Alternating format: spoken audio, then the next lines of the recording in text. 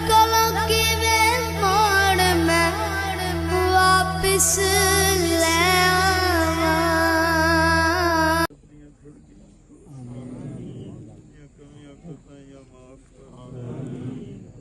یا اللہ تیرے نال بڑا پیار ہے تیرے محبوب نال بڑا پیار ہے میں تو زندگی جائے تک کوئی وجہ نہیں دیکھا لٹتا ہی تیرے واسطے آج تیرے کو آ گیا ہے تیرے حبیب کو آ گیا ہے یا اللہ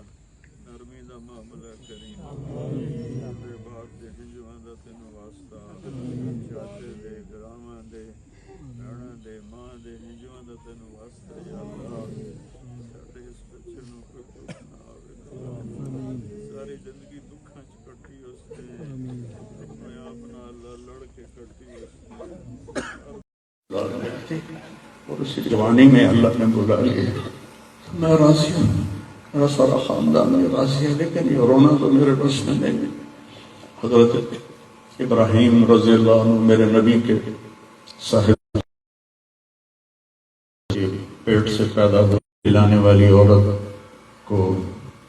اس کے سپرد کیا تھا اور آپ چال کو پکڑ نہیں پا رہے تھے اور جو ہی آپ کمرے میں داخل ہوئے اور ابراہیم کو اپنی گود میں لیا تو اس نے ایسے اپنے بابا کو دیکھا اور اس کی آنکھیں بند کر دی اور میرے نبی زار و قطار ہونے لگے اشک بار ہے اور دل زخمی ہے